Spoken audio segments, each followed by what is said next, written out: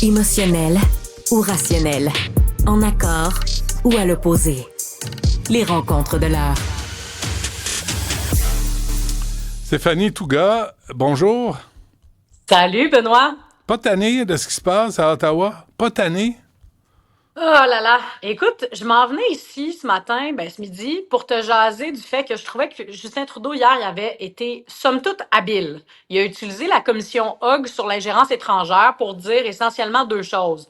Un, il y en a et on pose des gestes. Mais deux, c'est surtout Pierre Poilievre qui est dans l'eau chaude, parce que Pierre Poilievre, dans ses rangs, il y a des actuels parlementaires ou des anciens qui soit ont été victimes d'ingérence étrangère, soit sont le bras ou l'extension de ces pays-là qui souhaitent s'immiscer dans le processus démocratique au Canada, que ce soit dans le cadre d'élections ou encore, là, ça c'est ce que le rapport de la commission Hogg semble dire, ou encore dans le cadre d'investiture. Ça, c'est des moments où c'est particulièrement facile quand il y a des assemblées d'investiture ou des courses, donc des gens qui, mettons, toi puis moi, on décide de se présenter pour un parti politique X, là, appelle-le comme tu veux, Lequel? dans Huntsic-Cartierville. Choisis-le, on va y aller. Puis, un pays tiers pourrait dire, moi, je vais financer Benoît parce que je pense qu'il est plus malléable, les plus sensible à mon ingérence. Donc, je vais essayer de l'aider. Comment je vais faire ça? Est-ce que c'est par de l'argent? Est-ce que c'est par du soutien au niveau des communications? Est-ce que c'est pour dissuader tes opposants? Il y a plein de manières de le faire, mais c'est une des failles que le rapport de la commission Hogg a identifiées. Puis j'ai trouvé ça habile de la part de Justin Trudeau parce que je trouve que depuis quelques mois, depuis 1 an, 2 ans, je le trouve plutôt passif. Et hier, je trouve qu'enfin, il avait montré un peu des dents pour dire, Pierre Poilievre, sais-tu, c'est dans ton camp que ça brasse, c'est dans ton camp qu'il y a de l'ingérence. Fais quelque chose, va chercher ta cote de sécurité, parce qu'on sait que Pierre Poilievre, comme Alexandre le disait quelques secondes avant moi, Pierre Poilievre refuse toujours d'aller chercher sa cote de sécurité pour avoir accès à des informations confidentielles. Et ça lui permet de se mettre dans une posture et de dire, écoutez, moi, j'ai pas les mains liées, fait que je peux dire ce que je veux. J'ai pas besoin de rabrouer personne dans mes rangs parce que je suis pas au courant. Puis ça, franchement, je trouve que c'est une posture vraiment très, très petite, très décevante du gars qui souhaite aspirer à être premier ministre du Canada dans quelques semaines, quelques mois, là. Mais Stéphanie, oui. là, c'est parce que c'est pas juste les conservateurs, il y a des libéraux qui sont identifiés. Alors, on ne sait pas plus pour les libéraux. Alors, les deux chefs de parti font du niaisage, des enfantillages, au lieu de révéler le problème puis de le régler. Il y a deux choses. Un, Justin Trudeau, tu as raison. Il y a des libéraux qui sont identifiés, notamment, surtout dans le cas de l'ingérence avec la Chine. On le sait qu'il y a des députés qui ont été la cible, donc, de la Chine, dans le cadre directement du processus électoral au Canada. Justin Trudeau, lui, il a les mains liées. La GRC ne peut pas se mettre à publier le nom des parlementaires sur qui il enquête en ce moment. Ça me semble, en plein milieu d'une enquête, c'est pas possible là, de publier. Comme le SPVM, quand il y a une enquête à Montréal, vont pas se mettre à dire, oui, on a un suspect, il s'appelle Benoît Dutrisac.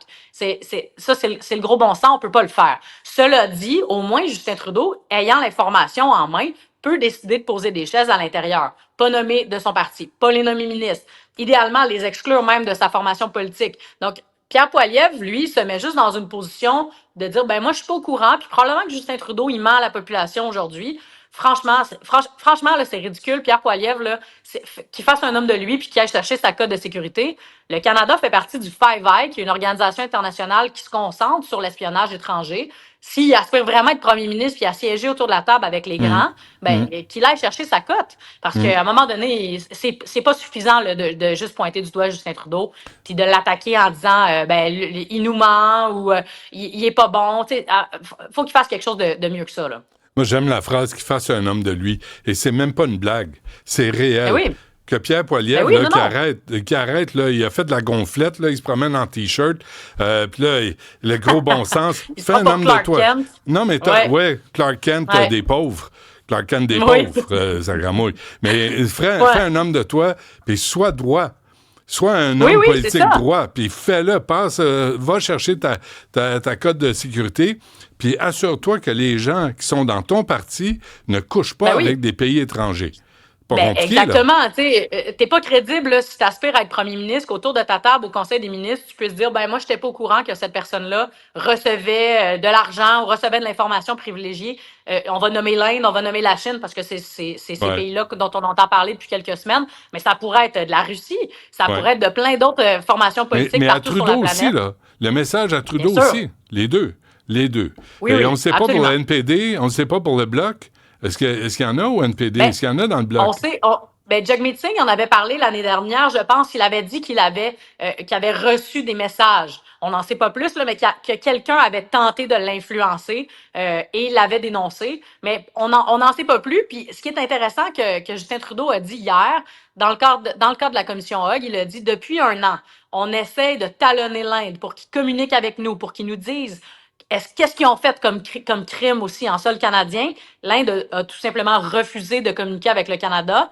Ouais. Pire encore, Justin Trudeau dit que l'ingérence, elle s'est accentuée depuis 1 an.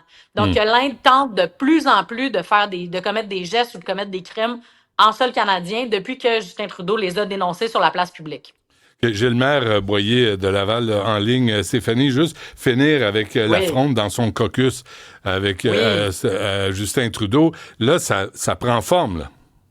Ben, ça prend forme. Il y a une vingtaine de députés qui vont faire 2 choses. En fin de semaine, d'abord, ils vont adresser une lettre au premier ministre en disant « Voici ce qu'on vous reproche, voici pourquoi on pense que vous devriez partir. » Et la semaine prochaine, il va y avoir un caucus à micro ouvert où les députés vont se présenter au micro pour essentiellement s'en prendre au premier ministre et l'attaquer de différents points de vue. Jusqu'à date, on donnait pas nécessairement beaucoup de crédibilité à ce groupe-là parce qu'il n'y avait pas de ministre au moment où on se parle, qui aurait signé cette lettre-là. C'est pas mal, en bon français, des backbenchers qui sont des frondeurs. Cela dit, ce matin, on a appris qu'il y avait 4 ministres qui vont démissionner de leur fonction. En fait, pas démissionner, mais qui ne se représenteront pas. On est rendu à 24, donc, élus actuels qui décident de ne pas se représenter. Fait qu'à un moment donné, est-ce qu'il restera dans quelques semaines juste Justin Trudeau à bord, le capitaine à bord qui restera sur son bateau qui est en train de couler? C'est vraiment pas une belle position pour Justin Trudeau, là. Le parti Titanic du Canada. Hein? Ça va couler. Stéphanie, merci. À demain. Salut, Benoît. À demain.